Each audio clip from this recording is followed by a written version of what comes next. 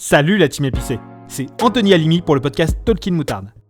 Dans ce 8e épisode, Marguerite Dontanville et moi-même discutons de la violation des attentes, de son utilité dans le soin, mais aussi la violence que changer les croyances peut amener. On finit par discuter des stratégies pour amener les personnes à changer de comportement. Dans cet épisode, je vous ai même sorti des extraits de l'entretien qualitatif qu'elle avait fait lorsqu'elle était étudiante. Il y a quelques petites images pour les modèles comportementaux à la fin, mais je n'ai pas oublié Team Audio, je vous mets les liens en description. Si vous voulez soutenir le projet, le meilleur moyen, c'est encore de liker, de partager et surtout, de commenter. Les commentaires, ça aide au référencement, mais ça m'aide aussi et surtout à comprendre ce qui vous intéresse et ce que vous retenez de ces épisodes. Bonne écoute!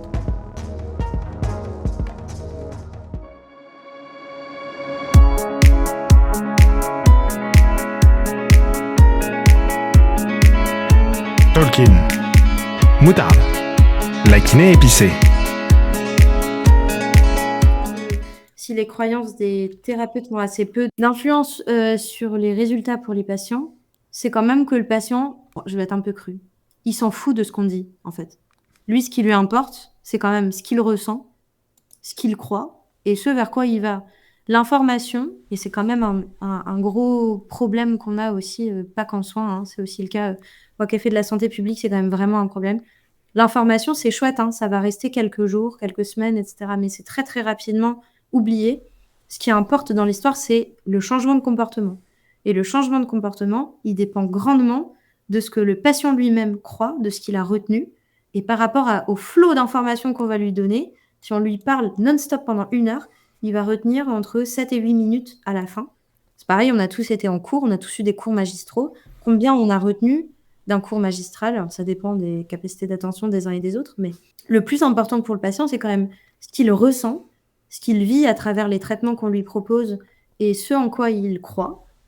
Et qu'est-ce qu'il a... Effectivement, il y a un biais de confirmation. S'il croit déjà dans le traitement avant, il va être confirmé par ce traitement si on lui propose. Mais est-ce qu'il expérimente cet exercice et qu'il considère que « Ah, waouh, ça me fait du bien, je vois un avant-après », c'est ça qu'il va retenir derrière et c'est ça qui va l'aider à l'améliorer.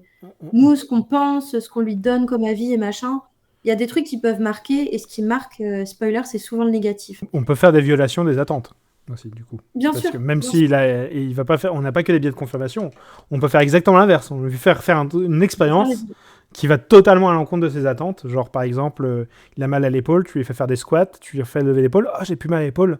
Ah, donc votre problème venait du genou. Non, c'est pas exactement ça. Pas du tout. Mais il y a un mec qui lit le genou et l'épaule. Donc, du coup, comment vous expliquez ça? Bah oui, en fait, c'était peut-être pas mon tendon qui frottait, ce genre de choses. Là, on a fait une violation des attentes, c'est plutôt positif. Et du coup, en parlant de violation des attentes, on peut enchaîner sur... S'il est déjà 22h15, nous avons encore beaucoup d'auditeurs motivés et merci beaucoup d'être là. Mais... On peut enchaîner du coup sur les violations des attentes de nos confrères et étudiants qu'on martyrise les pauvres. Est-ce que tu veux que je raconte une petite histoire de ma vie étudiante? Vas-y. Bien. Eh bien, il se trouve que donc moi j'ai eu mon diplôme en 2019 et j'ai rencontré Anthony quand j'étais en 4e année de kiné parce qu'il m'a donné un coup de main pour mon mémoire. Oui, je brise l'anonymat, moi je suis comme ça d'ailleurs. Ouais, Je t'ai autorisé donc ça va. je suis vraiment désolée, j'ai fait des entretiens semi-directifs, à l'époque c'était encore nouveau, même si maintenant on en a tous marre d'en faire 45 par an, notamment Anthony. Mais J'en ai fait que 20 cette année, ça va. 20. Voilà. Mais en tout cas, j'ai sollicité Anthony pour faire un entretien et à ce moment-là, je travaillais sur les capacités d'attention des personnes et le détournement de l'attention et l'influence de détourner l'attention sur les douleurs des gens. Comme vous voyez, on est toujours un peu sur le même sujet des années après. Et on fait donc cet entretien à Dijon. Et Anthony me donne beaucoup d'informations. L'entretien a duré 45 minutes à peu près. Moi, j'étais issue d'un IFMK où les cours n'étaient pas toujours très EBP, comme beaucoup d'IFMK. J'apprenais beaucoup sur les mécanismes de la douleur persistante notamment. J'avais encore beaucoup à apprendre. Et je déconstruisais pas mal de choses. Et en fait, en l'espace de 45 minutes, il m'a donné énormément d'infos qui étaient complètement contradictoires avec la représentation que je me faisais des facteurs favorisant de la douleur, du détournement d'attention. Il m'a appris beaucoup de notions que je connaissais pas. Et c'était passionnant et en même temps c'était difficile d'être face à quelqu'un qui était professionnel de santé, que je connaissais pas trop, j'étais un peu intimidée et d'avoir plein d'infos complètement contradictoires avec tout ce que j'avais écrit dans mes 25 pages d'intro et sur lesquelles j'avais passé 3 mois juste avant, quoi. C'était un petit peu dur pour rebondir. D'ailleurs, on a réécouté le vocal de l'entretien. Oh là, je vous glisse ici abruptement 3 petits extraits de son entretien semi-directif de décembre 2018. Quand on fait des exercices, normalement, on est censé être moins douloureux. Si je te fais faire la chaise, je te fais tes seuils de douleur avant et je te fais les seuils de douleur après. Après avoir fait la chaise, tu es censé avoir les seuils de douleur qui sont beaucoup plus hauts. C'est-à-dire qu'il te faudra appuyer beaucoup plus fort pour se faire mal. D'accord. Ok, donc ça, je m'en sers pour faire des violations des attentes aussi. Par exemple, une dame qui a des cervicalgies, je lui fais tourner la tête à gauche, je lui fais faire la chaise, je lui refais faire tourner à la tête à gauche, elle va beaucoup plus loin. C'est des mécanismes qui sont connus déjà au niveau scientifique. Moi, j'avoue que j'en suis qu'au début de mes recherches, donc c'est des choses que je découvre un peu. Un mécanisme très connu, qui est très investigué. Ah, d'accord. Il y a plein de mécanismes différents pour l'hypoalgésie induite par les exercices. Et parfois, il y a des faillances. Notamment, je parle des personnes qui ont la fibromyalgie. Quelqu'un qui a mal, moi j'aimerais bien savoir, tiens, je teste ça, hop, je fais ça. Pour l'instant, ça n'a jamais été montré. Pour l'instant, on a montré, pour ceux qui avaient mal à la cervicale, on a montré que si vous avez les tests de mobilité, choses comme ça, versus juste faire des mouvements à la cervicale comme ça avec les mains aussi, faire attention, pas de différence. Entre juste du passif et passif plus actif. Non. Entre faire des tests avant de choisir quoi faire comme rééducation. Ah, d'accord. Et faire la rééducation à un programme corps. Donc au niveau des cervicales, pas de différence. Donc effectivement, la conclusion pourrait être les développer un peu plus le psychosocial à côté du mécanique. Et encore, le psychosocial actuellement, pour les lombalgies, donc tout ce qu'on est là-dessus. En 2016, il y avait une revue de littérature qui a été vachement bien faite, qui cherchait à savoir si c'était des facteurs causaux ou des conséquences ou de l'entretien, d'accord. Et facteurs de confluence, c'est-à-dire que il y a quelque chose qui crée le facteur psychosocial et la douleur, mais que les deux ne sont pas... Ah, d'accord. Ok. Et du coup, il trouvait là-dedans que seulement 20-36% des lombalgies pouvaient être expliquées, persistantes, pouvaient être expliquées par les facteurs psychologiques et sociaux. Ok. Donc ça veut dire qu'il nous reste encore 2 tiers, on ne sait pas ce que c'est. Au mieux, 2 tiers, au pire, 5, on ne sait pas ce que c'est. Et quand je dis on ne sait pas ce que c'est, ça veut dire qu'on a les facteurs mécaniques qui ont été évalués et qui, eux, on est sûr que... Oui, donc non, et puis le psychosocial, pseudo, pas forcément non plus, quoi. Ça s'entend que des fois je tousse un peu fort, quoi. Je mets un peu de temps à rebondir, je suis en mode ah, Un truc qui passe pas. et les gens ils savent ça. Bah oui, c'est connu. Ah bon, ah bah, super. Bon, donc je me suis vraiment décomposée. On a fait cet entretien en décembre ou janvier et je suis partie en stage après de Clinica. Et ce stage de Clinica, je ne citerai pas le nom, c'était compliqué. Les 6 semaines ont été très très dures. Je faisais énormément de massages, je faisais énormément de thérapie manuelle et quand je faisais des exos, c'était des corrections de posture. Beaucoup. Ça coïncidait pas du tout avec ce que m'avait dit Anthony et ça a été des mois très compliqués de ma vie parce que j'étais dans une ambivalence énorme entre le mémoire que j'étais censée écrire et le temps que je passais au cabinet. Je faisais 8h, 20h au cab. Au passage, j'ai pas été payée, je vous le dis quand même, c'était n'importe quoi. Bon, toujours est-il que c'était complètement en contradiction et ça a été très très difficile à vivre émotionnellement. J'ai passé des mois compliqués parce que je savais pas où me mettre et à force de tout remettre en question, je savais plus du tout quel professionnel de santé futur j'étais et comment travailler en fait. Parce qu'à force de tout remettre en question, au bout d'un moment, on n'a plus d'outils. Bon, bref, donc l'eau a coulé sous les ponts, on en a reparlé tous les deux à plusieurs reprises. Et on souhaitait vous faire ce témoignage-là aussi pour vous dire que bien sûr, la remise en question des croyances et le questionnement, il est très important, avant tout avec les patients, mais aussi avec les confrères, consoeurs et les professionnels. Mais il a aussi des conséquences parce que, en donnant de l'info, on remet aussi en question un peu les gens sur leur pratique clinique. Et notamment, bon, moi, j'avais pas une confiance extrême en moi en plus à ce moment-là, mais j'étais en formation aussi, hein, j'étais pas encore diplômée.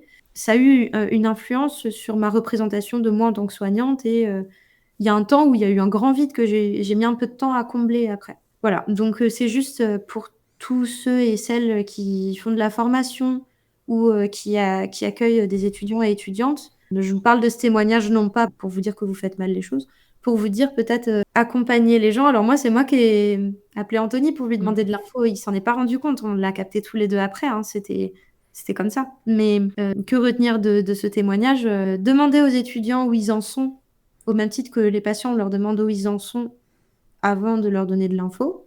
Et une fois qu'on leur a donné de l'info, effectivement, accompagnez-les. Surtout si vous sentez que vous leur apprenez beaucoup de choses et qu'ils sont un petit peu perdus parce que c'est très nouveau. Parce que ça peut avoir un peu de conséquences derrière sur leur représentation du soin. Voilà. Pardon, j'ai fini mon laïus. Non, écoute, juste une question. C'était peut-être pas la seule à qui ça arrivait. Je me souviens qu'après une conférence au CIFEPCA, il y a un étudiant qui m'a appelé, m'a écrit sur ma page, il m'a dit écoute, je suis pas bien, est-ce qu'on peut s'appeler? T'es pas la seule et je sais que malheureusement c'est un truc comme ça, mais j'ai une question du coup à te poser. Est-ce que là, rétrospectivement, tu penses que j'aurais pas dû le faire? Ou juste j'aurais dû le faire mais différemment?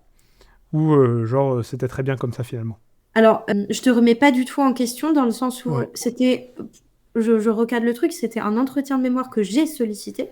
J'ai fait ce mémoire sur la douleur parce que je voulais en apprendre plus et que je me sentais démunie dans mon IFMK. J'avais l'impression de ne pas avoir assez d'outils pour prendre en soin la douleur chronique. C'est pour ça que j'ai choisi ce sujet de mémoire-là. Et je voulais en apprendre plus. Donc, à l'instant T, je ne vois pas ce qu'on aurait pu faire autrement. Parce que toi, les infos, tu les possédais en tant que professionnel de santé éclairé sur ce sujet-là. Et je t'ai posé les questions. Donc, il me semble tout à fait cohérent que tu m'aies donné les réponses. Tout ça, c'était normal. Tu avais les infos, tu me les as données. J'ai été un peu choquée parce que je ne m'attendais pas du tout à faire face à l'immensité de mon ignorance. En fait, c'est ça qui s'est passé. Hein. J'étais vraiment en mode waouh, tout ça, je ne le sais pas, alors que je pensais avoir travaillé sur le sujet. C'est fou. Et en même temps, normalement, on ne donne pas d'entretien avant à la personne avec qui on fait l'entretien. Et en plus, tu ne pouvais pas me donner des infos avant en mode attention, spoiler alerte, je risque de t'apprendre des trucs. Tu risques d'être choqué. Enfin, on ne pouvait pas s'en douter. Donc, jusqu'au moment où on a fait l'entretien, je ne vois pas ce que tu aurais pu changer. Et a posteriori, c'est des infos que je suis très contente d'avoir eues puisque c'était l'objectif en faisant mémoire là-dessus. Peut-être que je ne l'ai pas exprimé à ce moment-là parce qu'en fait, on se connaissait très peu. Maintenant, on est amis de longue date, mais ce n'était pas le cas à l'époque. Moi, le conseil que je donnerais, effectivement, c'est, on parlait tout à l'heure des DPD, là, demander, partager, demander. C'est vraiment, du coup, quand on a des connaissances et qu'on sent bien que la personne est déstabilisée par les connaissances qu'on lui transmet, checker, en tout cas dans une relation individuelle avec un stagiaire ou un étudiant, checker comment ça va après, est-ce que ces infos remettent en question les choses, et effectivement à l'instant T le jour même, et puis peut-être un peu après. Par contre, quand on fait une conférence devant 100 personnes ou une formation devant 25, tout ce qu'on peut faire, c'est rester à dispo en mode, si vous voulez m'appeler pour en reparler, je reste à dispo. Tu peux pas faire un suivi psychologique de toutes les personnes à qui tu as fait une conférence au CIFEPCA si on a eu 150. Donc, vraiment, c'est des infos que je suis contente d'avoir eues. Et ce que je mets en balance, c'est ce stage qui était factuellement pas du tout EBP, que j'ai vécu en même temps que l'écriture d'un mémoire, avec des infos nouvelles que j'avais pas eues en IFMK parce que mes cours soit ne parlaient pas de ça, soit je les avais pas eues du tout. Voilà, donc ces infos, je suis contente de les avoir eues. Émotionnellement, on a beaucoup parlé à cette période-là, tous les deux, tu m'as aussi beaucoup rassurée. Voilà, je ne vois pas ce qu'on peut faire de plus. Ce qu'il faut remettre en question, c'est les kinés qui bossent mal, et c'est le fait qu'en IFMK, on a des infos qui sont nulles, et que du coup, des étudiants en K4 remettent en question toute leur vie, parce qu'ils apprennent des trucs fondamentaux qu'ils n'ont jamais vus en cours. Pour moi, c'est plutôt un problème organisationnel. Mais Ou finalement, un petit peu faire comme dans la démarche du question socratique, c'est ce que je t'ai dit là, qu'est-ce que ça change pour toi? Comment ce que je t'ai dit, ça peut changer les choses? Le remettre un peu en balance à court et à long terme. Et du coup, c'est vraiment une question qui fait partie des trucs pour voir, en fait, s'il y a une restructuration cognitive, ce genre de choses, pour un petit peu voir aussi si la personne, elle progresse dans son chemin. Et en même temps aussi, toi, t'assurer que ce que tu fais, ça a un impact qui n'est pas néfaste. Je fais un petit résumé de ce que j'ai retenu de ce qu'on s'est dit. Et comme ça, tu complètes un petit peu après. Avec plaisir. Là, on a voulu parler de faut-il corriger les croyances des patients. On a d'abord parlé de la notion de corriger les croyances des patients. Ça veut dire qu'on est un peu en position on sait ce qu'il faut, et donc il faut qu'on apporte la bonne connaissance aux patients. Et pour le coup, c'est pas tout à fait faux, mais c'est des fois tout à fait un peu erroné. C'est-à-dire qu'on a des données sur des facteurs qui sont présents dans les littératures à l'échelle de la population. Après, le patient, lui, il a peut-être des informations plus précises que nous sur certains sujets. Et ça, on l'a peut-être pas assez dit, mais du coup, c'est que le patient, il est expert de sa situation. Et parfois, moi, je me souviens, j'ai eu des patients j'ai l'impression qu'ils croyaient des trucs pourris. J'aurais posé des questions dessus. Et en fait, ils avaient de très bonnes raisons de penser ce qu'ils pensaient. Et c'était moi qui avait une préconception qui n'était pas la bonne. Il y a une notion de consentement, en fait. Est-ce qu'on va arriver vers la personne et on va lui dire directement c'est comme ça qu'il faut qu'on fasse le traitement et pas autrement. Et donc, il faut corriger ses croyances. Ou alors, est-ce qu'au contraire, on lui apporte des infos s'il est d'accord, en lui proposant, voilà, j'ai des infos supplémentaires qui pourraient vous aider. Est-ce que vous êtes OK pour qu'on discute? OK, Oui. d'accord. Qu'est-ce que vous savez sur le sujet? Voilà. Peut-être d'abord commencer par le premier demander, du demander, partager, demander. C'est qu'est-ce que vous savez sur le sujet? OK, d'accord. Je crois que j'ai des infos supplémentaires qui pourraient vous aider. Est-ce que vous voulez que je vous les apporte? OK, d'accord. Voilà les infos. Tac. Qu'est-ce que ça change pour vous? Et donc, du coup, ça, c'est le dernier D. Et du coup, ça correspond avec ce qu'on a dit, avec le questionnement socratique, avec tout ça. C'est un peu poser des questions de qu'est-ce que ça change pour la personne. Il y a des cas où peut-être ça peut être pertinent quand même de le faire, d'essayer d'apporter son grain de sel à la chose, déjà pour une question de santé publique. Parce que du coup, il y a des thérapeutes qui pensent des choses pourries et qui du coup n'aident pas les patients. Il y a des patients qui ont besoin au moins d'être exposés une première fois aux infos pour plus facilement y adhérer derrière, ce genre de choses. Voilà, je pense que j'ai résumé un petit peu tout ce qu'on s'est dit. Et si tu penses qu'il y a des choses que j'ai oubliées? Oui, tu as bien balayé le côté horizontalité de la relation, biopsychosocial, que c'est nécessaire, etc. Une chose, je l'ai dit tout à l'heure, mais peut-être que je l'ai dit un peu rapidement. Quand on parlait de la participation, le fait que le patient soit proactif, ça rend plus efficace les soins. En tout cas, en santé publique, et c'est aussi valable pour la santé individuelle, faire participer les personnes, ça fait partie des leviers pour améliorer le changement de comportement. Par définition, inclure la personne, la responsabiliser et lui demander son avis, l'écouter, le prendre en compte, c'est un indicateur de la bonne réussite d'une action pour permettre le changement de comportement.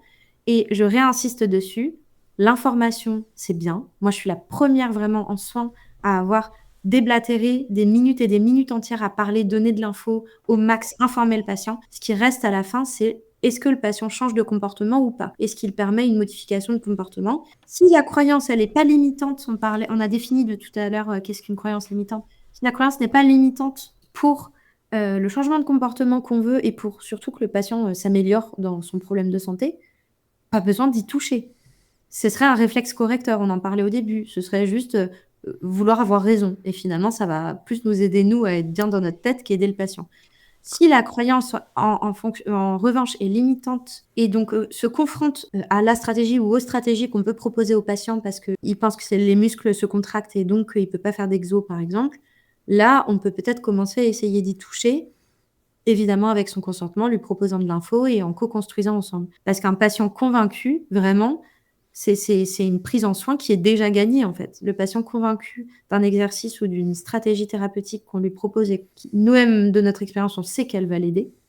C'est un patient que vraiment on va aider. Alors que si on lui donne beaucoup, beaucoup d'infos pour le convaincre, mais que lui, derrière, ça lui glisse dessus, il se passera rien du tout, ni pour la relation thérapeutique, ni pour l'efficacité de notre soin. Et ça, c'est très, très important, à la fois dans la santé individuelle et moi qui, pour le coup, maintenant, suis investie dans la santé publique pour les actions de prévention et les actions de promotion d'un bon comportement pour éviter des problématiques de santé.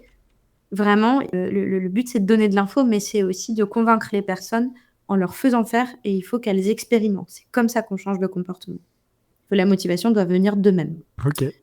Voilà. Ça colle avec, du coup, cette histoire de l'effet de gel de Kurt Lewin, là, qui a été popularisé par Jules Beauvois.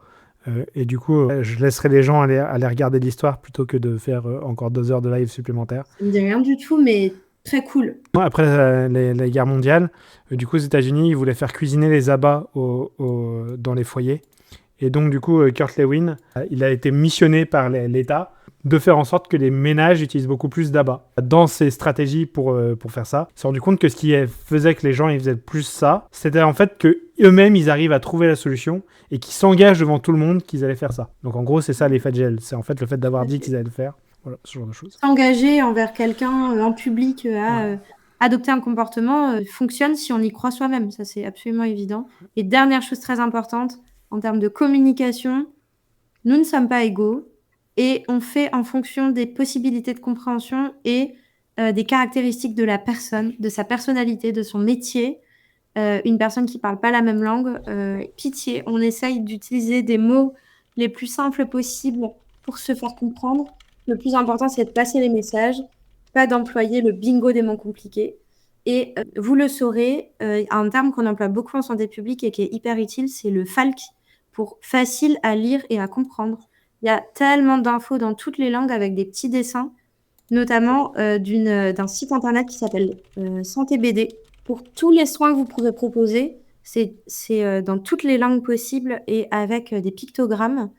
Et donc, ça permet aussi de se comprendre entre langues et avec des personnes qui auraient des difficultés à comprendre des termes médicaux un peu plus complexes. Le plus important, c'est de réussir à passer les messages et après, de faire les choses ensemble.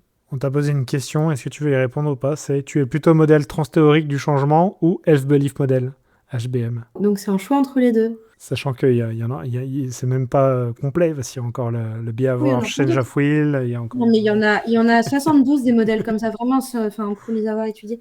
Le modèle transthéorique du changement, il a été formulé pour l'arrêt du tabac.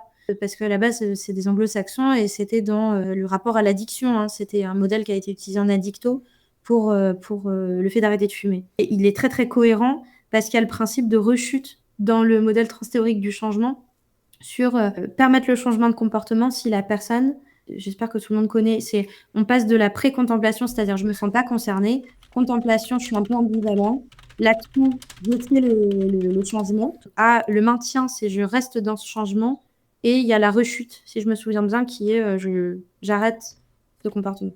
Ce modèle est très intéressant pour le côté prendre le patient là où il en est, et aider un patient à changer de comportement s'il ne se rend même pas compte qu'il a besoin de changer de comportement, c'est même pas la peine.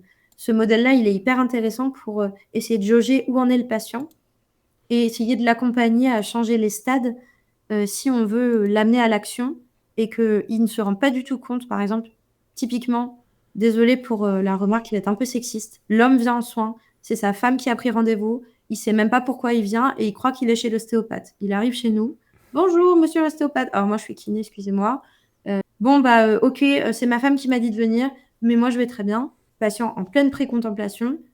Ça sert à rien de demander un changement de comportement à l'instant T si la personne, elle n'a pas, ne serait-ce que initié une réflexion. Le Health Belief Model, il est plutôt orienté, si je ne m'abuse, pour les problématiques de douleurs persistantes. Par exemple, la lombalgie persistante avec des croyances, comme on disait tout à l'heure, limitantes et l'évitement de certains comportements où la personne pense que ça va aggraver sa problématique de santé.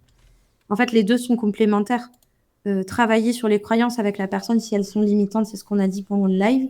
Mais on ne peut travailler sur les croyances que si la personne est en capacité d'agir, c'est-à-dire qu'elle n'est pas en pré-contemplation. Donc en fait, ça se complète vraiment bien. C'est deux caractéristiques différentes, mais qui, à mon sens, sont tout à fait complémentaires. Si la personne n'est pas prête à l'action, on ne peut rien faire sans elle. En revanche, si les croyances sont limitantes, elle a beau être prête à l'action, si la seule stratégie, c'est de lui faire le repencher en avant et qu'elle le refuse catégoriquement parce qu'il y a un gros évitement et qu'elle a très peur, il va peut-être falloir passer par de la déconstruction de croyances avant de pouvoir avancer. En fait, voilà. Donc, je dirais les deux, mais j'ai justifié. Bah, écoute, moi, je te dirais que je préfère le behavior. Le premier. Non, la roue du changement. C'est justement dit Clemente Prochaska, la roue du changement. Écoute, aucune idée. J'ai aucun souvenir de qui a créé ce modèle-là. Je sais juste que du coup, dans ce modèle-là, ça inclut l'environnement social. Et du coup, je pense que on a besoin de plus intégrer ça dans nos modèles de réflexion. Enfin bref. Le modèle de Di Clemente Prochaska, il est, si je ne m'abuse, il est de 84 ou 86. C'est quand même, ça commence à dater un petit peu. Et voilà, maintenant, évidemment, non, c'est pas évident. Maintenant qu'on sait à quel point les déterminants sociaux ont une part importante dans le caractère prédictif de la santé des gens, il faut l'intégrer à nos bilans cliniques. C'est important. Mais c'est aussi une notion qui n'est pas si ancienne dans le soin, hein, quand même. Hein. Ouais, on est d'accord. Donc, du coup, justement, il nous dit « Désolé, c'était une blague de geek. Il y a une équipe de physio qui a testé l'application du Behavior Change of Will. » Bref, c'est un programme de lombalgie, justement. Ah bah voilà, non, c'est S. Michel et al. C'est beaucoup plus récent. Bon, bref, voilà. On est OK. Je pense qu'on peut clôturer le live là-dessus. Je ne sais pas ce que tu en penses. Est-ce que tu veux un mot de la fin? Est-ce que tu as... Prenez en compte l'environnement social, les déterminants sociaux, c'est très important. Elle fait du marketing social. Combien le système de santé a une part d'influence sur la santé des gens? Pas beaucoup par rapport à l'environnement social. Faites de la santé publique. Merci. Allez. C'est la fin de cet épisode. Si ça vous a plu, likez, commentez, partagez, enfin tout ça quoi. Je vais mettre un peu des bouchées doubles sur les replays de live pour rattraper la diffusion hebdomadaire. Attendez-vous à voir une myriade d'épisodes se profiler si je tiens le rythme. Épicez-vous bien!